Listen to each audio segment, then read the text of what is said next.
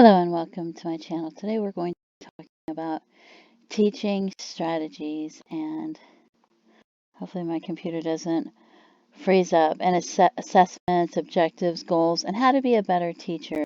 Maybe your student is struggling and you can't figure out what to do. Well, after you find out which way your students learn better, you may want to change your teaching strategies to help your students learn more in certain areas. Consider setting aside more time for students to work in areas that they are struggling in. If they are behind in reading, working more with phonics. If math, perhaps counting with money and change more.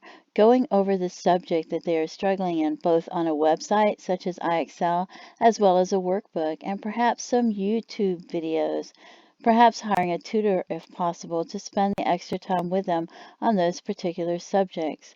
Finding other approaches to teach them what they are struggling with instead of trying to teach them in the same way, such as if they are not able to read and put sounds together, having them try to figure out how to spell things you see as you walk outside, such as a house, a street, a dog.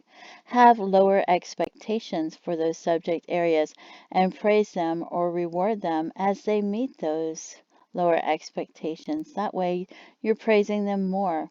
Have someone else take the time to try to listen to and assist the student and give you feedback and ideas, perhaps joining a co-op or engaging with another family in a homeschool support group for assistance. Talk to the student to find out which ways they feel that they learn better.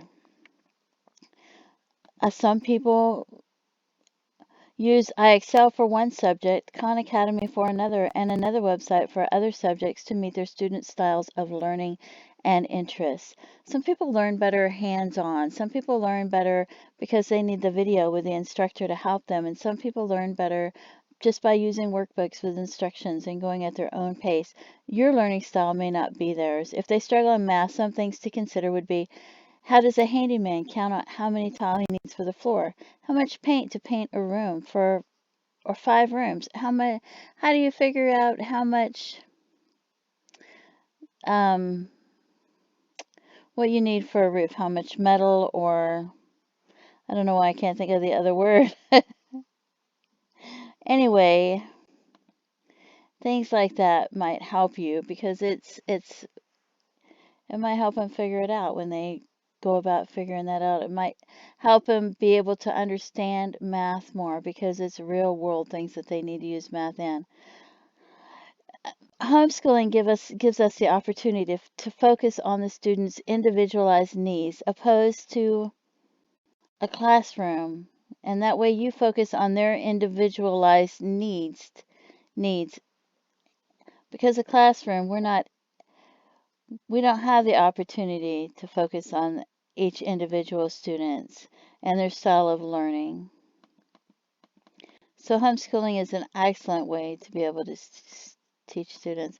Make certain that you inform the students of the tasks within the activities that they are being assessed on and what your expectations on and where and how you would like to see improvement. Be clear on your instruction, even if you need to research to find and format clear instructions. Make sure you're focusing on the task and not their ability to do the task. Try to go over such things with students as soon as possible so that it's still in the student's mind as well as yours. Make certain that the area that you're covering is at a level of the student's learning and not your level of learning. Understand that your learning style may be different than the student's learning style. You can simply make notes on the student's paper as suggestions, ideas, or other expectations. Do not set your expectations beyond the scope of the student's learning and level. Be sure to be uplifting and positive, and do not make the students feel overwhelmed or incapable or like they cannot do anything right. Often students may see your assessments on their potential and not on a chance for them to improve. They may not take the criticism well, as they may feel that as they are doing their best and that their best is not good enough. Perhaps ask them what goals they would like to set and help them set goals. If you did not tell them in advance of certain expectations, then you cannot say, oh, I was expecting this out of this, because then you were note that you will have to set such an expectation for future assignments with suggestions and ideas after you ensure that it is within the scope of the student's level of learning and abilities. If you grade a student's assignments, then you need to let the students know how they were graded and what they were graded on, or they will not understand the grade or where they need improvement. Give the students time to review and ask questions about their graded assignments. Remember, when communicating with students, if you want them to think and listen, to ask questions so that they have time to think, and give them that time to think and consider and to come up with a response instead of just listening to you speak. Have your students self-evaluate where they are struggling and come up with ideas and ways to be able to improve that they feel is reasonable. Have them list what areas they feel like they are doing better in and what areas they feel like they are having difficulty in and why and how they feel like they could improve. If they write stories in English and you do not feel that they are being descriptive enough, perhaps explain to them that now you want to focus more on adjectives and adverbs. Explain that you can write a story saying, a lady walked down the road. Or you could say, an old lady walked slowly in the dark down the long and winding road, and ask which one they prefer. Then ask them to write a short story while it is fresh in their mind, beginning in such a way that they have that as a writing prompt and use that as a writing prompt to have them start their story. You can create something called a writing rubric, and you can look that up. It's a really good idea as a way to have students self-evaluate and discuss with you what they have learned over the time while reflecting on their work for them to perhaps even help you write assessments on places that they have improved over the time period being assessed and what goals they are setting for themselves. Remember that people are often harder on themselves, and make certain that they are not too hard on themselves and that they have set realistic goals with baby steps relating to the assignments at hand and not giant leaps. And remember, you can use vague objectives if you want to, or you can have them list the objectives. I once saw a third grade student struggling in math because he did not even know how to read, and he couldn't read the instructions. He knew some of the sounds, but he didn't know them all and needed to know the sounds of all the letters. Plus, no one had taken the time to use pennies in place of numbers and put them in rows of 10 to help him be able to add, which when he saw doing it that way, it seemed so simple and so clear to him suddenly. If you're struggling to explain something to a student, then how can you expect that they will understand what you're trying to explain unless they're able to, in return, explain it back to you in simpler terms? Students learn at different paces. They also learn individually in different areas at different paces. One student may soar both in math and literature while struggling both in science and social studies.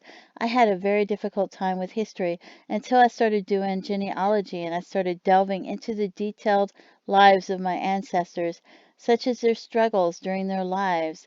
So you can have students create a checklist for learning different skills and have them check off as they are introduced to the skills versus when they master the skills, and possibly create another place for them to review the skill at a later date to see if they were able to absorb the information long term or not. Perhaps create a poster with the quote, "Why do pencils have erasers?" and the answer, because we all make mistakes. Sometimes simple is best, such as listing the activities or curriculum within each subject and checking them off as introduced. Complete 3 pages of the work, and then ask them if they feel like they need to work on it more, if they feel like they've mastered it. A month later, reviewing the concept to see if they feel like it is still mastered or if they need to be reintroduced to it. And then I have some web pages that I'd like to go over to help you with your teaching strategies. And hopefully they work well, but some of them have a lot of ads, so it's difficult to do it. So you can read it on your own, or I'll try to read some of it. It says right now, at this time when they did this, it says that students around the country are taking high-stake tests more times than not. Those tests are tied to a percentage of teacher and administrator evaluation, which varies by state and can range anywhere from 20 to 50%. Unfortunately, in our test-based accountability system, teachers and students have very little knowledge of what will appear on the test and often receive no effective feedback on where the students did well or where they need to improve. Test-based accountability has helped to create a deficit mindset among educators and students. There was a level of deficit thinking before testing came into our lives. Some teachers and student leaders sometimes focused on what students couldn't do rather than what they could do. However, that deficit way of thinking has magnified by high stakes testing, and now it runs rampant in our schools. By recycling into our professional conversations are the topics of retention, increased academic intervention services, and special education classifications. These are all byproducts of test-based accountability tied to teacher administer evaluation. Providing a paper trail of evidence to show why a student is struggling is now easier than taking responsibility for helping a student to learn. It doesn't help that what appears on the test is often the only curriculum being taught, and that there are other important curriculum that could play to the strengths of the students who are not good test takers gets left for the days when the high stakes testing period is over. There should be and definitely is a better way to provide high quality learning opportunities for students. As we negotiate our way through a time when students have to sit through high stake tests, we need to do our part to make sure that other times in, I think I missed some. Their education practice are engaging, challenging, and fun. One way to meet these needs is to encourage students to become assessment capable. Too often, when educators and parents hear the word assessment, their minds quickly turn to high stake testings. And you can read more on this.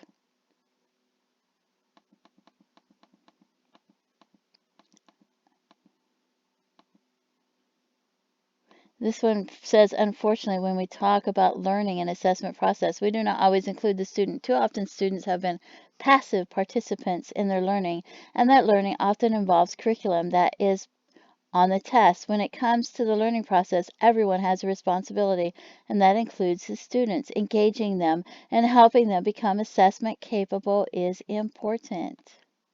I'm not reading this all, but you can read it and pause it.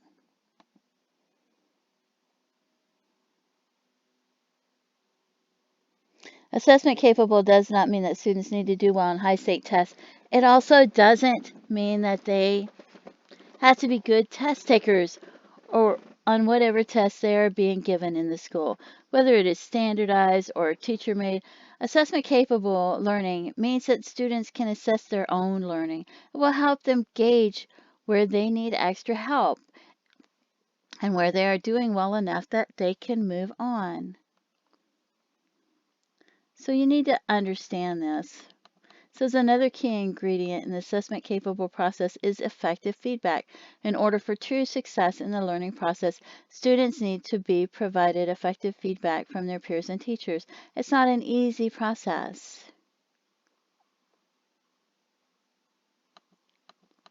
It says focus feedback on the task, not on the learner or the student. Provide elaborated feedback to enhance learning. Present elaborated feedback in manageable units. Be specific and clear with feedback messages.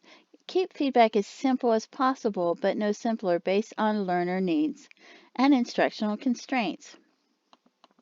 Reduce uncertainty between performance and goals. Give unbiased, objective feedback, written or via computer.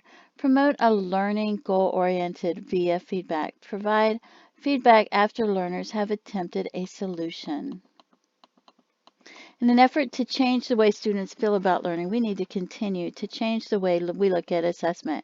And we don't have the time to wait for state education leaders to redevelop high-stakes testings. We need to shift our mindset to make sure that our students can assess their own learning. You want them to be able to teach themselves and set their own goals. Contrary to popular belief, students at a young age can learn how to assess their learning. As a caution, we should always make sure we are finding a balance between assessing learning and encouraging fun and creativity while doing it. School should be a place where students can explore, even at the risk of failure. At the same time, they learn. So that should help you. And here's another website that I liked. And it says helping students track their own learning. Have you ever walked in your classroom and realized that your students had no idea what to expect? Maybe they were unsure of the requirements for a class essay or project, or didn't really know where they were in terms of the necessary components of an activity. This can be a terrible feeling, and it's one of our students experience all too often. As a teacher, I've experienced something similar. Where are my students? What do they already know? How can I encourage them to monitor their own progress and take control of their learning? And this talks about this, and there's a link for assessment capability strategy. And it says the assessment capability strategy allows students to answer those questions about content understanding. Where am I? Where am I going? How do I get there? So these are things you want students to help take part in their learning.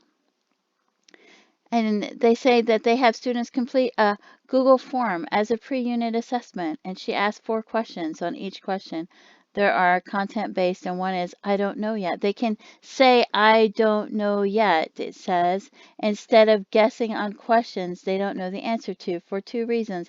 First, I want to get accurate data on the current understanding. If they guess, what does that give me? Inaccurate data. Second, I want them to get used to the fact that it's perfectly fine to be unfamiliar with a topic. It's okay to be a beginner.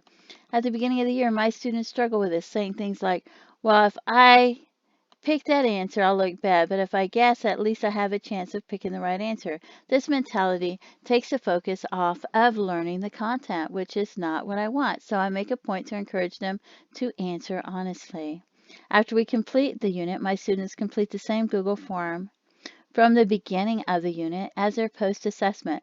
It's fantastic to see them grow their understanding of content, and it's great to see that they can see it and they can keep track of their learning, it explains. So this is another website. You can go on this website and read more about it.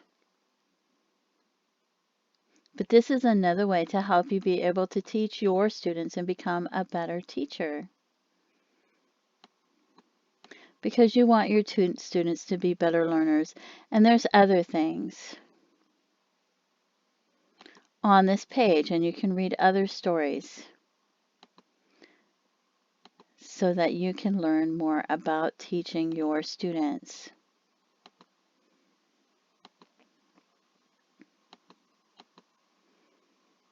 This one I really like, the necessity of finding more ways to praise. Are you keeping track of the praise that you give out in the classroom? If not, it's time to give it serious consideration. Researchers assert in a new study, and it has the links to that, being mindful of the actual ratio of praise to reprimands results in dramatic improvements in an on-task behavior and grades. So you need to keep track of the praise that you give your student. Creating a chart of encouragement language is odd. In most cases, praise is spontaneous and reactive, so it may feel too mechanical or perhaps too fastidious to audit how often you praise your students. But they're saying you should create a praise checklist and keep track of praising your students, and there's a full story on that. So that will help you be a better teacher.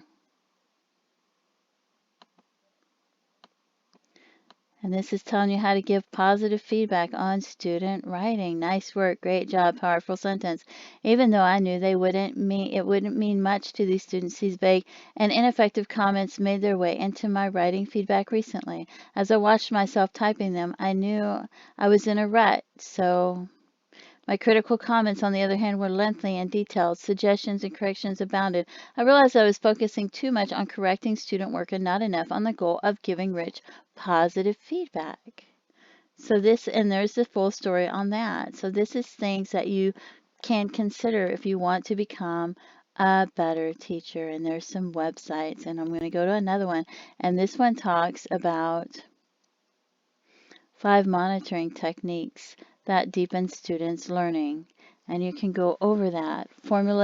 Formative assessment is a process used by teachers and students during instruction that provides feedbacks to adjust ongoing teaching learning to improve students' achievement of intended outcome. So, and it talks about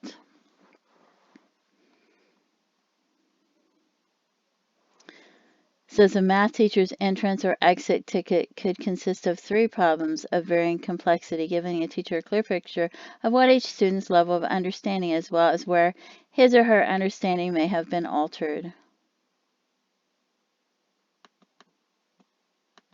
Have students communicate what they know, what has helped them learn, and what they're still unclear about. This gives educators clear insight so they can make adjustments and plan the next steps in their teaching. It also gives them opportunities to help students revise their knowledge in clear areas of confusion.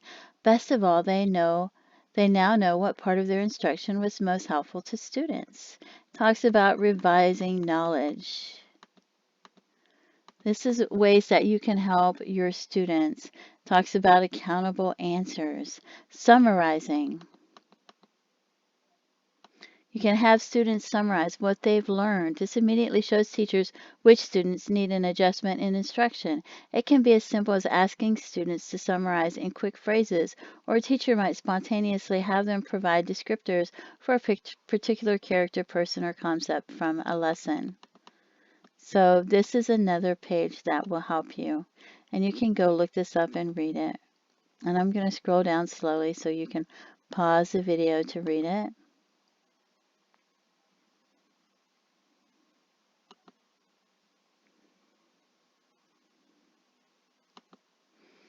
I just thought this was excellent. There's another website that I thought was excellent that I wanted to share with you. And it says, how can students monitor their own progress? And it had a lot of ads, so it was hard for me to understand. How can students monitor their own progress? It answers that, and then there's ads.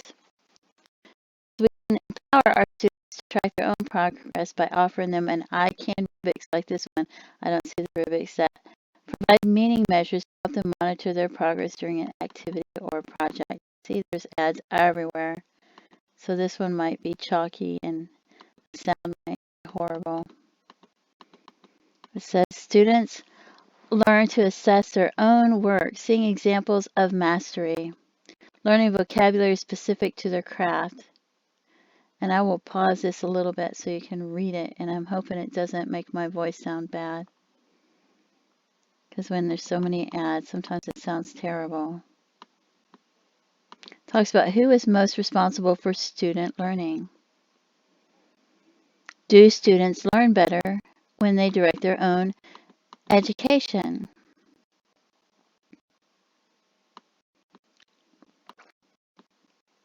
Why should you let students direct their own learning? It says by directing their own education, students can more easily study according to what works best for them. Many teachers try to teach in a way that most students understand. Additionally, by allowing students to direct their own education, they can tailor their interests more. There's 5 tips for getting students engaged in learning. Connect what you're teaching to real life. Use students' interests and fascinations. Give students choices. Hook their interests with fun transitions. Teach students self-monitoring skills. It says, how can student engagement improve the classroom? Be improved. So there it talks about that. Some online activities. What are examples of learning resources? How do you choose learning resources? How do you prepare learning resources?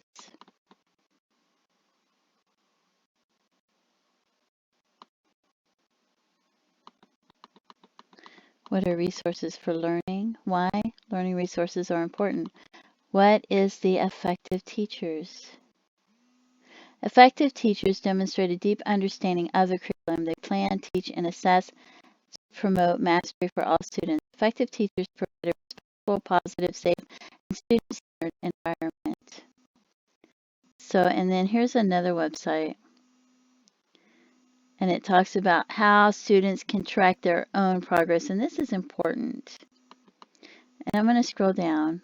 Let me freeze this real quick right here. And then I'll scroll down. Because you want your students to be independent learners who can evaluate their own learning and participate in their assessments. This will help you, and this will help them to learn better. And like I said, I hope with all the ads that this isn't chalky, but it's hard. I'm going to pause it here and there so you can read some things. How do you document student progress? 3 ways to track student progress. Portfolio. A portfolio is an accumulation of student work that can accompany the student from grade to grade or be sent home at the end of the school year. And I made another video about creating portfolios. And then it talks about rubrics.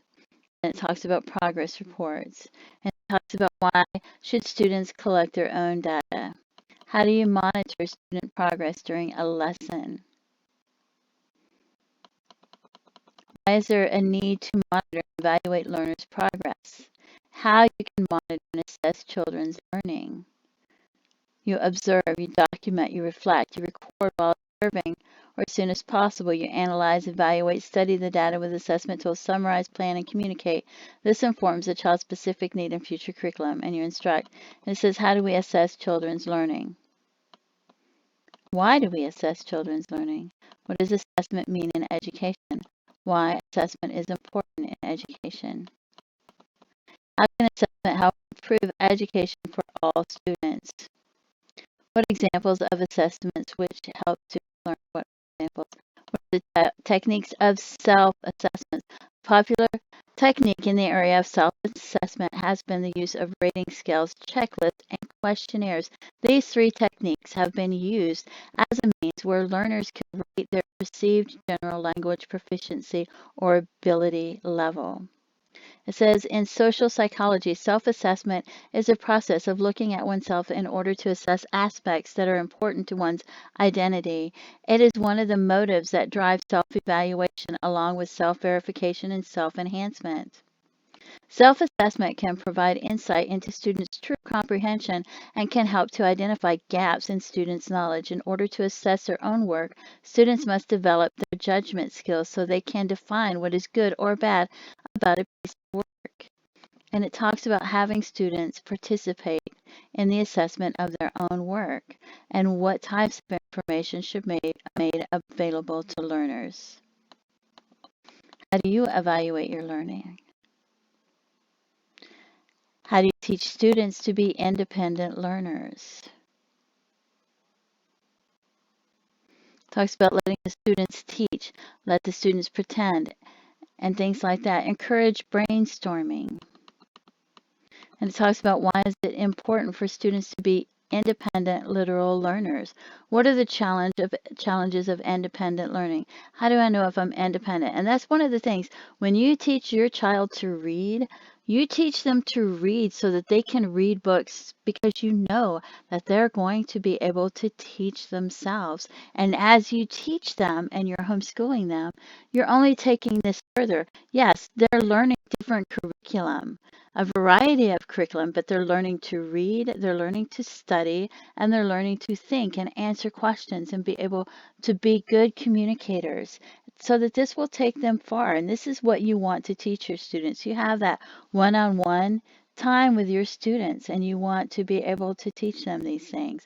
And these are some good websites that I thought that I wanted to share with you so that if you're having problems with your students, you can help them take part in creating the portfolios. Have them take part in evaluating themselves and seeing where they are with the things that they are learning. And if they've introduced to it, if they feel like mastered it, or if they need to do more on it, and help them to set goals, but make sure the goals are within that subject and make sure it's not about the learner, but it's about what they are learning so that you help them. You don't want to make it feel like it's about them and that they're not good enough, except for when you're praising them. Then you want it to be about them, but you want to make sure focus on the subject at hand and taking baby steps and learning what they need to learn. And if they have to go back and they miss some things, then have them go back and miss the things and tell them it's important that you learn all of these things and not miss out on some of these things. And that's why you have to review things, because otherwise it's just going to slow you down. And I hope that this helps some of you. And I appreciate you tuning into my channel. And please feel free to leave comments. Have a great day. Bye-bye.